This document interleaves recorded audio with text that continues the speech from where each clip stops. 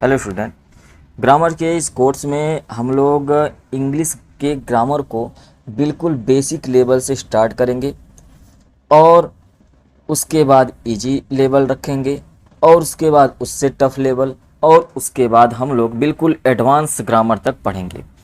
तो आपको एक बात याद रखनी है, ये जो सीरीज़ चलेगा आपको पहले बेसिक इंग्लिश ग्रामर पढ़ाई जाएगी। Basic English grammar. यदि आपकी इंग्लिश बिल्कुल जीरो है, यदि आपको इंग्लिश ग्रामर बिल्कुल जीरो से सीखनी है तो इस बेसिक इंग्लिश ग्रामर के कोर्स में बिल्कुल शामिल होइए। प्लेलिस्ट में जाइए, आपको बेसिक इंग्लिश ग्रामर, उसके बाद इजी इंग्लिश ग्रामर और इसी तरीके से प्लेलिस्ट मिलेंगे। उस प्लेलिस्ट में जाकर जितने भी क्लास हैं उसको अटेंड करिए। लेकिन आपको सबसे पहले बेसिक क्लियर होना चाहिए ग्रामर पढ़ने से पहले। क्लियर है? तो हम लोग इस बेसिक इंग्लिश ग्रामर में क्या पढ़ेंगे इस पे थोड़ा सा फोकस करते हैं। इसमें हम लोग टोटल कितने टॉपिक पढ़ेंगे, किस तरीके से पढ़ेंगे, इसके विषय में चर्चा करते हैं।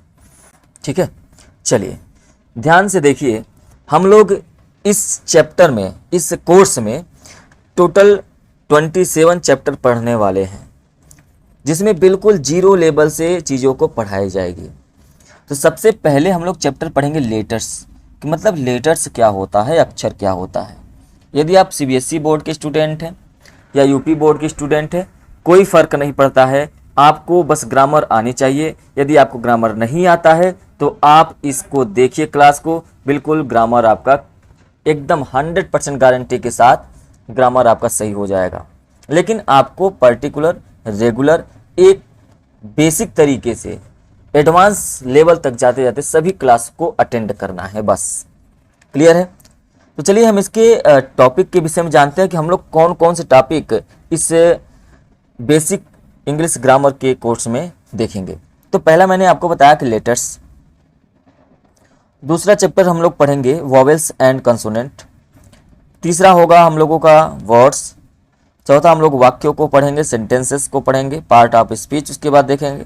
अब इस पार्ट ऑफ स्पीच में हम लोग नाउन पढ़ेंगे, फिर उसके बाद काइंड्स ऑफ द नाउन पढ़ेंगे, मॉडर्न क्लासिफिकेशन ऑफ नाउन पढ़ेंगे, उसके बाद प्रोनाउन पढ़ेंगे, फिर हम लोग आगे बढ़ते हुए एडजेक्टिव पढ़ेंगे, वर्ब पढ़ेंगे, एडवर्ब्स पढ़ेंगे, प्रीपोजिशंस पढ़ेंगे, कंजंक्शंस पढ़ेंगे और उसके बाद 15 नंबर पे जो टॉपिक आता है वो आता है इंटरजेक्शन। फिर उसके बाद नंबर पढ़ेंगे, जेंडर, पर्सन, उसके बाद kinds of sentences, punctuations marks, the use of capital letters, कि कैपिटल लेटर्स का यूज कहाँ कहाँ पे करते हैं। उसके बाद आर्टिकल्स को पढ़ेंगे जहाँ पर ए, एन और द का यूज बताया जाएगा। Degrees of comparison, verbs forms, है ना, टेंस उसके बाद देखेंगे और फिर आगे बढ़ते हुए चेंजिंग इनटू नेगेटिव सेंटेंसेस और उसके बाद चेंजिंग इनटू इंट्रोगेटिव। तो इतने टोटल 27 जो है चैप्टर्स को हम लोग इस कोर्स में कंप्लीट करेंगे। क्लियर है? चलिए अब हम लोग अपना जो है यहाँ से देखेंगे। तो हम लोग पहला जो हम लोगों का टॉपिक है वो है आपका लेटर्स। तो लेटर्स से पढ़ते हुए हम लोग आज पार्ट ऑफ स्पीच तक इस क्लास में अटेंड करेंगे। उसके बाद हम लोग नाउन, प्रोनाउन, एडजेक्टिव, एडवर्ब इसी बिल्कुल सीधे पैटर्न में, जिस तरीके से यहाँ पर मैंने आपको बताया, इसी पैटर्न में आगे बढ़ेंगे। ठीक, चलिए। तो सबसे पहले है लेटर्स। लेटर्स का मतलब क्या होता है? अक्षर होता है। लेटर का मतलब क्या होता है? अक्षर। लेटर वह सबसे छोटी इकाई है जिसका प्रयोग करके हम अंग्रेजी शब्द लिखते हैं। A letter is the smallest unit with the help of which we write an English word. तो टोटल जो लेटर होते हैं इंग्लिश में वो 26 लेटर्स होते हैं। कितने होते हैं? इंग्लिश में 26 लेटर होते हैं। क्लियर है? इसको हम दो तरीके से लिखते हैं, ध्यान से देखते जाइए। 26 लेटर्स होते हैं। कौन कौन से होते हैं? दो प्रकार से हम लोग लिखते हैं। लिखते तो चार प्रकार से हैं, लेकिन हम लोगों को सिर्फ और सिर्फ दो लेटर्स पे फोकस करना है। पहला आपको जानना है कि कैपिटल लेटर्स क्या होते हैं और दूसरा जानना है कि स्मॉल लेटर्स क्या होते हैं। कैपिटल लेटर्स में आपके 26 लेटर्स कौन कौन से आते हैं? A, B, C, D, E, F, G, H, I J K L M N O P Q R S T U V W X Y और जेड। तो ये हो गए आपके टोटल 26 लेटर्स, और इन लेटर्स को हम लोग कहते हैं कैपिटल लेटर्स। इन्हीं लेटर्स को हम लोग स्मॉल में कैसे लिखेंगे? ये हो गया A B C D E F G H I J K L M N O P Q, एक मिनट, Q R S T U V W X Y और जेड। ये हो गए हम लोगों के स्मॉल लेटर्स। ठीक है, तो आपको पता चल गया होगा कि इंग्लिश में 26 लेटर्स होते हैं, जिनको हम दो प्रकार से लिख सकते हैं, कैपिटल लेटर्स में और स्मॉल लेटर्स में। कैपिटल्स लेटर्स में मैंने आपको 26 लेटर लिख के दिखाया, स्मॉल लेटर्स में मैंने आपको लिख के दिखाया। क्लियर है? तो ये रहे आपके लेटर्स। लोग देखेंगे vowels and consonant. Vowels and consonant, ये जो अभी आपने 26 लेटर्स देखा, इसी में आपके वॉवेल्स भी होते हैं और आपके कंसोनेंट भी होते हैं। वॉवेल का मतलब होता है स्वर और कंसोनेंट का मतलब होता है व्यंजन। ठीक है, तो सबसे पहले हम लोग बात करेंगे स्वर की, सबसे पहले हम लोग बात करेंगे व्यंजन की, सॉरी वॉवेल्स की। तो वॉवेल्स कितने होते हैं? ए, ई, आई, ओ और यू को क्या कहते हैं? वॉवेल्स कहा जाता है। A, E, I, O and U are called vowels. Clear है? दूसरा है कॉन्सोनेंट, मतलब व्यंजन। ए, ई, आई और यू के अलावा बाकी लेटर्स को हम लोग क्या कहते हैं? कंसोनेंट्स कहते हैं। क्लियर है?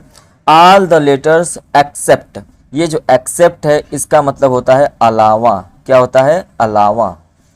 All the letters except A, E, I, O and U are called consonants. Clear है? तो आप यहाँ पे देख रहे हैं कि टोटल जो वॉवेल्स हैं वो 5 हैं। कितने हैं? 5। और यहाँ पर कंसोनेंट कितने हो जाएंगे? 21 कंसोनेंट हो जाएंगे। तो टोटल जो लेटर्स हो गए कितने हो गए? 21 consonant plus 5 equal to 26 letters. ठीक है, तो इस तरीके से आपको समझना है। इसी में आप देखेंगे तो सेमी वॉवेल्स होता है। क्या होता है? Semi vowels.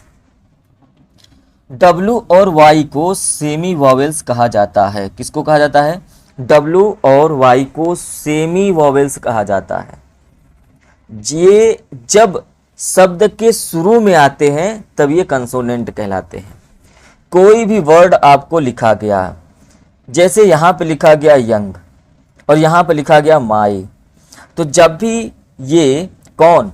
W और Y, W एंड Y, जब भी ये शब्द शुरू में आते हैं, शब्द के शुरू में आते हैं, तब ये कंसोनेंट कहलाते हैं। और जब ये शब्द के शुरू में नहीं रहते तब ये वॉवेल्स कहलाते हैं। क्लियर है? और वॉवेल्स हम लोग इसको कहेंगे सेमी वॉवेल्स। क्या कहेंगे? Semi vowels. W and Y are called semi vowels when they are in the beginning of a word. They are called consonants when they are not in the beginning of a word, they are called vowels. They are called vowels. Words कौन कौन से हैं? एक है young और एक है माई। तो आपने यहाँ देखा कि जो ये वर्ड लिखा हुआ है यंग, तो यहाँ पे ये जो वाई आया है इस शब्द के प्रारंभ में आया है। इसका मतलब ये है यहाँ पर ये कंसोनेंट साउंड है। कौन सा साउंड है? कंसोनेंट साउंड है। और यदि यहीं पर यहाँ पर देखें माई, तो ये कहाँ पर आया है? बाद में आया है, पहले स्थान पर तो नहीं आया है। इसका मतलब इसको हम लोग कौन सा साउंड देंगे? Vowel sound. मतलब इस कंडीशन में इसको हम लोग सेमी वॉवेल कहेंगे। क्या कहेंगे? Semi vowels. क्लियर है? तो आपको लेटर्स के विषय में पता चला, वॉवेल के विषय में पता चला, और आपने सेमी वॉवेल्स भी जाना, कंसोनेंट जाना। अब हम लोग आगे पढ़ेंगे वर्ड्स के विषय में। वर्ड्स क्या होते हैं? ध्यान से देखिए। लेटर्स की सहायता से ही, जितने लेटर्स अभी हमने 26 लेटर्स पढ़े, उनकी सहायता से ही हम लोग बनाते हैं वर्ड्स। जब वो मिल जाते हैं तो वर्ड्स बनाते हैं। लेकिन आपको ये ध्यान में रखना है, ऐसे नहीं कि कोई भी वर्ड्स आप मिला दें तो वो वर्ड्स बन गया। उस वर्ड का कुछ ना कुछ सेंस होना चाहिए, उस वर्ड का कुछ ना कुछ अर्थ होना चाहिए, तभी तो वो वर्ड्स कहलाएगा। जैसे देखिए यहाँ पे लिखा गया है COW, तो जब आपको COW लिखा गया तो आपको पता चल गया कि ये लिखा है काऊ। काऊ का मतलब क्या होता है? गाय। तो इसका तो सेंस है। लेकिन यदि मैं आपको लिख दूं WOC, तो इसका क्या मतलब होता है? क्या इसका कोई सेंस निकल रहा है? WOC वो या ऐसा कुछ? तो यहाँ पर इसका अर्थ नहीं निकल रहा है और ना ही इसका कोई सेंस है। तो यहाँ पर आप WOC को कुछ भी अर्थ नहीं दे सकते हैं, इसलिए ये वर्ड बिल्कुल भी नहीं माना जाएगा। तो जो भी वर्ड्स होते हैं यहाँ पे देखिए लेटर्स से मिलके बने होते हैं। तो इसमें C लेटर है, O लेटर है और W। इसमें C आपका क्या है? कंसोनेंट है। O क्या है आपका? तो O आपका हो गया वॉवेल और W आपका क्या है? तो W हो गया कंसोनेंट। तो लेटर्स से ही मिलकर बनते हैं वर्ड्स। क्लियर है? जैसे यहाँ पे है डॉग, DOG, तो हमने क्या इसको पढ़ा? डॉग। इसको हमने क्या पढ़ा? डॉग पढ़ा, क्योंकि हमको पता है कि ये एक ऐसा वर्ड है जिसका सेंस है। लेकिन इसी को मैं ODG लिख दूं, क्या लिख दूं? ODG, तो इसका क्या सेंस निकालेंगे? इसका कोई तो सेंस निकलेगा ही नहीं। इसलिए जितने भी लेटर्स होते हैं, यदि उनसे वर्ड्स बनाए जा रहे हैं तो उनका कुछ ना कुछ सेंस होना चाहिए, कुछ ना कुछ अर्थ होना चाहिए। क्लियर है? किसी भी वर्ड में लेटर्स का सही क्रम होना आवश्यक होता है। हम जैसे पेन लिखना चाहें तो क्या हम पेन को EPN लिख सकते हैं क्या? ये क्या पेन लिखा हुआ है? बिल्कुल भी नहीं। इसी तरीके से हिंदी में भी होता है, आप पेन को ऐसे बिल्कुल भी नहीं लिख सकते हैं नेप। ये तो गलत हो गया ना, इसका कोई अर्थ ही नहीं निकला। पेन यदि आप हिंदी में लिखेंगे तो पेन ऐसे लिखेंगे, इसलिए जब इंग्लिश में लिखेंगे तो उनका एक सेंस बनना चाहिए। तो पेन ऐसे नहीं, बल्कि पेन कैसे लिखा जाएगा? PEN, तो ये हो जाएगा पेन। क्लियर है? अब यहां पर देखिए, जैसे यहां पर लिखा गया है WOC, ये कोई वर्ड नहीं है। ODG, ये भी कोई वर्ड नहीं है। TEA, हालांकि यहाँ पे देखिए TEA एक क्या है? वर्ड है। टी का मतलब चाय होता है, तो इसको यहाँ पे मेंशन नहीं करेंगे, हटा देते हैं। YOB, इसका कोई सेंस नहीं है। IRGL, इसका कोई सेंस नहीं है। KOBO, कोबो, इसका कोई सेंस नहीं है। मतलब कोई भी आप यदि वर्ड लिखें तो उसका कुछ ना कुछ अर्थ होना चाहिए। जैसे यहाँ पे देखिए कैट लिखा हुआ है, क्या लिखा हुआ है? कैट। तो ये तो सही है कि CAT कैट, हम लोग जान गए कि कैट का मतलब बिल्ली। BOY बॉय हो गया। यहाँ पे बॉय को देखिए कैसे लिखा गया है? YBO, क्या ये सही है? बिल्कुल नहीं सही है, इसका कोई अर्थ ही नहीं है YBO का। यहाँ पे देखिए गर्ल कैसे लिखा जाता है? GIRL, तो हम पढ़ते हैं गर्ल, लेकिन यहाँ पे गर्ल को कैसे लिखा गया है? IRGL, तो इसका कोई सेंस है ही नहीं। अब जब सेंस नहीं है तो इसको हम लोग वर्ड्स बिल्कुल नहीं कहेंगे। ठीक है? यहाँ पर लिखा हुआ है बुक, BOOK बुक, और देखिए यहाँ पे बुक को कैसे लिख दिया? कोबो लिख दिया है। क्या आप बुक को कोबो कहेंगे क्या? नहीं ना। तो यहाँ पर आपको ये समझना होगा कि वर्ड्स जो होते हैं वो लिखे तो जाते हैं लेटर से, लेकिन उनका सीक्वेंस सही होना चाहिए, उनका कुछ ना कुछ सेंस होना चाहिए, अर्थ होना चाहिए। ठीक है? यदि इस बात को आप समझ गए हैं तो यहाँ पर कुछ वर्ड्स एक्सरसाइज के रूप में दिए गए हैं। जितने भी हम लोग टॉपिक पढ़ेंगे उसमें एक्सरसाइज जरूर सॉल्व करेंगे। तो यहाँ पर आप वीडियो को पॉज करेंगे और यहाँ पर जितने वर्ड्स लिखे गए हैं, क्या आप इन वर्ड्स को पहले देखे हैं क्या? यदि देखे हैं तो इसको एक बार बना के देखिए कि इन वर्ड्स को हम लोग यदि सीक्वेंस में रखें तो क्या कोई वर्ड्स निकलेगा। जैसे यहाँ पर साफ साफ लिखा हुआ है कि इनके क्रम ठीक करके शब्द बनाएं। तो यहाँ पर लिखा गया ODG, तो इसको हम लोग लिख सकते हैं डॉग। ये हो गया हम लोगों का सही क्रम। OCW, तो OC का क्या हो जाएगा? काऊ हो जाएगा, COW। TCA, ये कोई वर्ड नहीं है तो हमको इसको लिख सकते हैं CAT, कैट होता है। ये क्या लिखा है? ATR, ये बल्कि क्या हो जाएगा? RAT, रैट हो जाएगा। ये देखिए XO लिखा है, XO मतलब ऑक्स लिखा है तो OX हो जाएगा। PNE, कौन कौन से वर्ड्स हैं इसमें? P है, E है और N है, तो ये इसका सेंस क्या निकलेगा? पेन निकलेगा।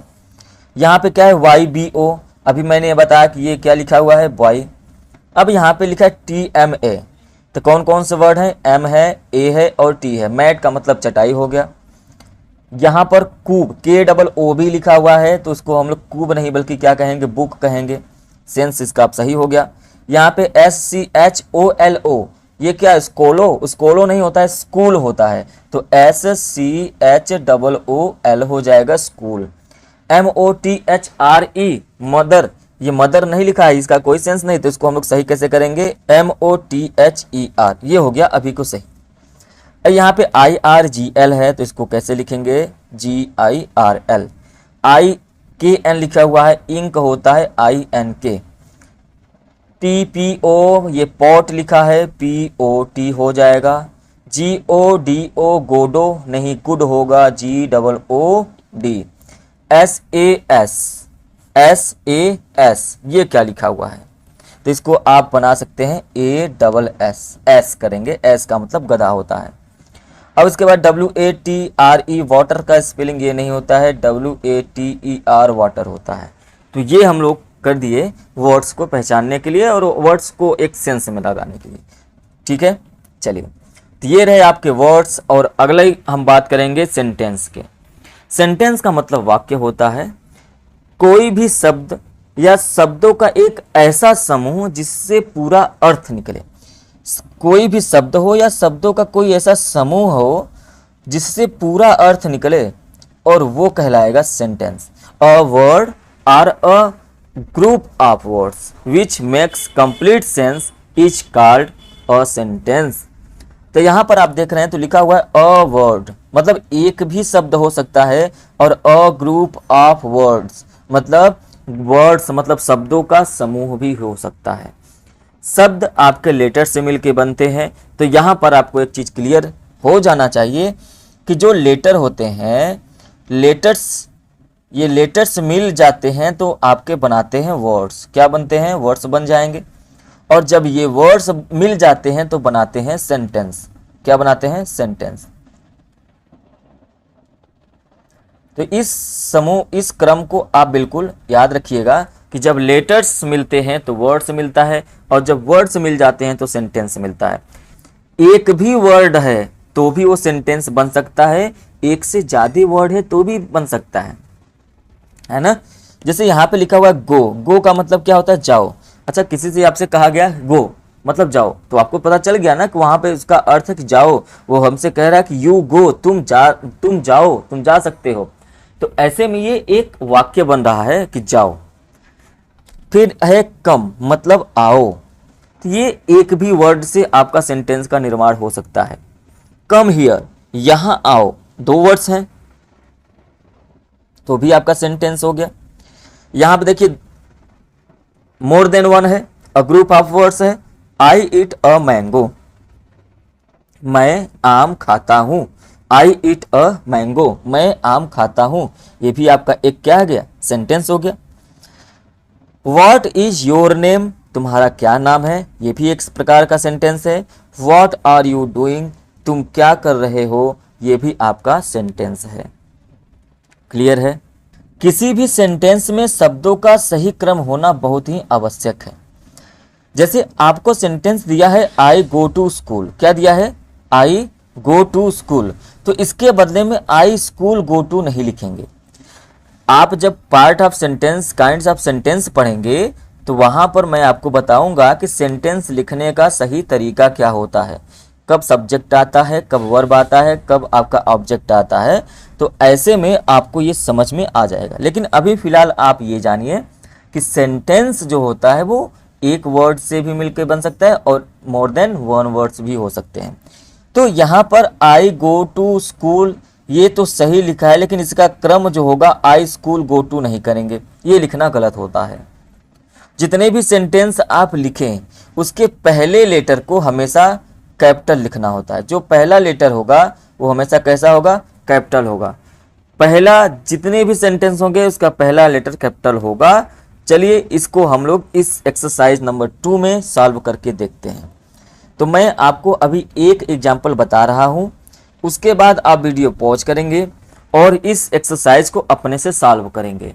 उसके बाद वीडियो को आप प्ले करेंगे और उसके बाद क्या होगा कि आप देखिए कि आप कितने सही किए और कितने गलत। तो यहाँ पे है आई अ एम बॉय, तो यहाँ पर सबसे पहले सेंटेंस का सही क्रम होगा आई। तो आई को आप कैपिटल में लिखेंगे। आई सब्जेक्ट के बाद आता है वर्ब, आई एम, उसके बाद क्या हो जाएगा और उसके बाद क्या हो जाएगा बॉय, है ना, कि मैं एक लड़का हूं। उसके बाद ये है कि लाफिंग आर दे, तो सबसे पहले दे होगा, तो इसका जो पहला वर्ड है उसका पहला लेटर टी जो यहाँ पे लिखा गया है वो कैपिटल में होगा, तो दे। उसके बाद क्या हो गया आर, और उसके बाद क्या है लाफिंग, उसके बाद क्या हो गया लाफिंग हो गया। उसके बाद क्या है यू गर्ल आर, ये बनेगा sentence you are a girl, you are a girl, तुम एक लड़की हो। नेक्स्ट है मदर माई गुड इज, मतलब यहाँ पे है my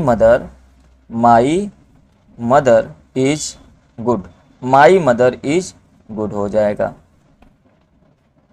this a cat is, ये गलत क्रम है, आपको जब क्रम रखेंगे तो कैसे रखेंगे, this is a cat, this is a cat. अब ये सेंटेंस आपका सही हो गया। कुछ और एग्जाम्पल्स को देखते हैं। नेक्स्ट है पेन द रेड इज, तो आप इसका क्या बनाएंगे, सबसे पहले the pen is red, the pen is red, the pen is red. I ready am, तो आई के साथ हमेशा एम लगता है, तो I am ready, I am ready हो गया। उसके बाद क्या है देयर गो, तो यहाँ पे देयर गो है तो आप गो देयर कर दीजिए, गो देयर, THERE, देयर का मतलब होता है वहां, तो यहाँ पे कहा जा रहा है कि वहां जाओ, गो देयर। नेक्स्ट है कि आई एम गोइंग, मैं जा रहा हूं, आई एम गोइंग। अगला है वेरी गुड सी इज, ये सेंटेंस गलत है, सेंटेंस सही क्रम में होना चाहिए, तो इसका सही क्रम क्या होगा, C is very good, C is very good. अभी आपको इस बात को लेकर कोई भी टेंशन परेशानी नहीं लेनी है कि ये कैसे बन रहा है सेंटेंस, हमको कैसे पता चलेगा कि हमको सी के बाद इज ही रखना है और गुड के पहले वेरी ही रखना है। तो आपको ये बनाना तभी आएगा जब हम लोग काइंड्स ऑफ सेंटेंस पढ़ेंगे। क्या पढ़ेंगे, kinds of sentence, chapter number 19, chapter number 19 जब हम लोग पढ़ेंगे तब इसको सीखेंगे। अभी आप वाक्य के विषय में जाने और बस पहचानना जानिए कि इसको वाक्य कहते हैं और इसको वर्ड्स कहते हैं, इसको लेटर्स कहते हैं, ये आपको पता होना चाहिए। इट आई अ मैंगो, तो आप क्या करेंगे, आई ईट a mango, I eat a mango, मैं आम खाता हूँ। यू आई लव, तो इसका तो आप लोग बना ही लेंगे, आई लव यू, क्या हो जाएगा I love you. To go school, तो इसको बनाएंगे गो टू स्कूल, क्या कर देंगे गो टू स्कूल। इस तरीके से ये क्या हो गया आपका कंप्लीट हो गया। क्लियर है, तो यहां से आपको ये सारी चीजें समझ में आ गई होंगी, किसे लेटर्स कहते हैं, किसे वर्ड्स कहते हैं, किसे सेंटेंसेस कहते हैं, ये सारी चीजें आपको समझ में आ गई होंगी। अब हम बात करेंगे पार्ट ऑफ स्पीच को। पार्ट ऑफ स्पीच को हिंदी में कहते हैं शब्द भेद। क्या कहते हैं, शब्द भेद।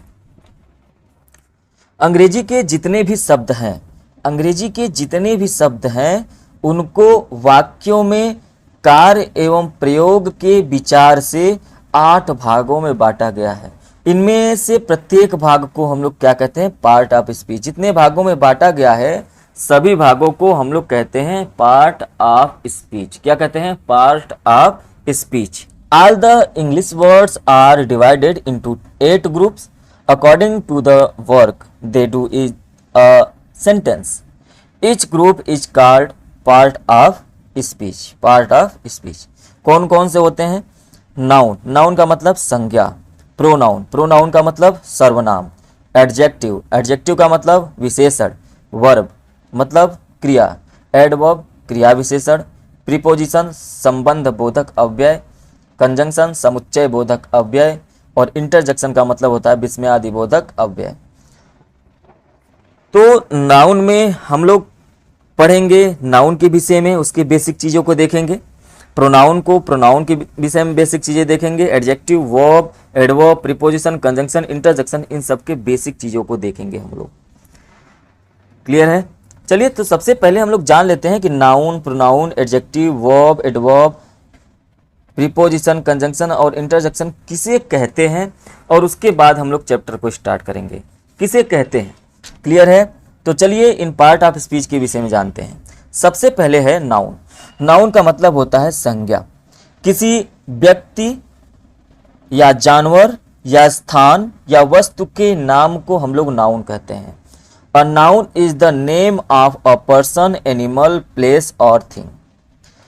किसी भी व्यक्ति का नाम लीजिए वो नाउन है, किसी भी जानवर का नाम लीजिए वो नाउन है, किसी भी स्थान का नाम लीजिए वो नाउन है। मिर्जापुर नाउन है, स्थान का नाम है गंगा, नाउन है, और वस्तु का नाम भी है पेन, टेबल, बुक, ग्लास, ये सभी क्या है आपके नाउन है। मतलब ये कि आपके आंख के सामने जितनी भी चीजें दिखाई दे रही हैं और उसका यदि कोई नाम है तो वो कहलाएगा नाउन।